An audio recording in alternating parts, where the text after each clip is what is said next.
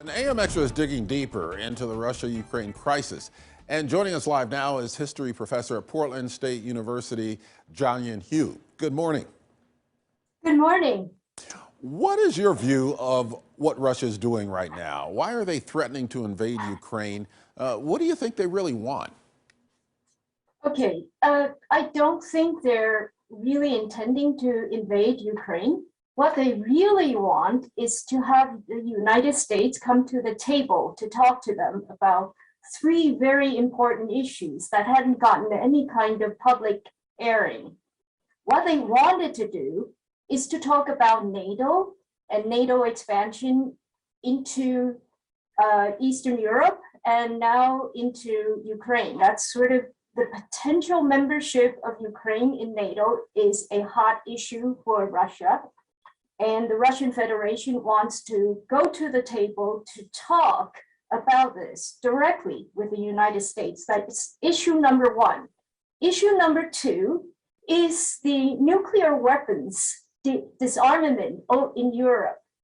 In 2019, former President Trump pulled out of the Intermediate Range Nuclear Missiles Treaty, the INF. And this has made it possible for the United States now to place medium range or intermediate range nuclear missiles in Eastern Europe. This is something that the Russians really want to talk about also. There's a third issue, energy issue, pipelines. But that's sort of the third issue compared to the NATO and the intermediate range missiles issue. Yeah. So putting troops on the border of Ukraine is a way of saying you have to come to the table and talk to us about that. That's what the Russian Federation wants. Well, it's interesting. You mentioned the energy aspect of all of this. That has certainly been brought up just in terms of the impact it could have if this were to escalate, into conflict. What are some of the global ramifications here if Russia were to invade Ukraine? I think the invasion is going to be secondary to coming to the table. So if the United States refuses to talk with the Russian Federation, that is the next step, invading Ukraine. So right now, what Biden said is that a summit is possible. He's not saying it's absolutely going to happen, but saying that it's possible is already alleviating the tension. So that's yeah. So you're saying that this crisis can be de-escalated by the United States coming to the table, talking about those three issues there. Do you think that that's how it's going to play out? Do you think this is basically just leverage on the part of Putin in order to get these other things done?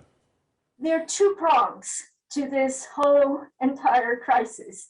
One is the geopolitical issues that I just mentioned, NATO expansion, the nuclear missile disarmament treaty, and the whole energy pipeline to Europe, the so-called Nord Stream 2.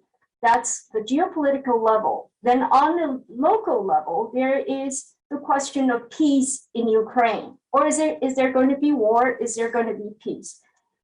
What everyone should know is that there is no peace right now.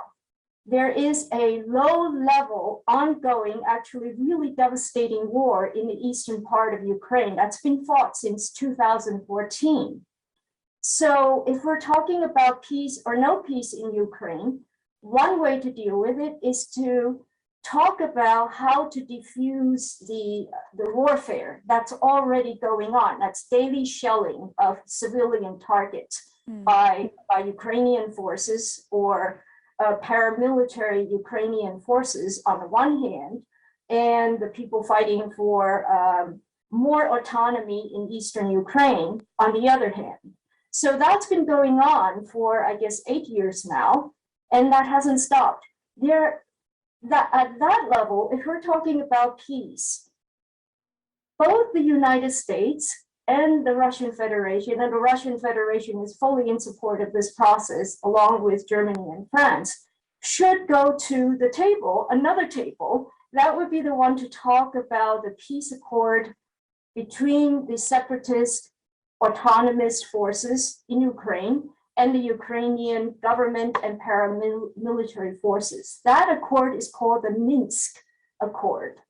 And that has been neglected because neither the Ukrainian government nor the United States particularly care to support that peace agreement. Yeah, So in a there's sense, certainly there are different issues. There are. It is certainly a nuanced, ongoing conflict, one that we're going to continue to follow. But Professor Hu, we certainly appreciate your context and insight this morning. Thank you so much for joining us. Thank you for inviting me. Yeah, and for more on the Russia-Ukraine crisis, how it is affecting Ukrainians here in the Pacific Northwest, you can read more about our coverage right now on KOIN.com.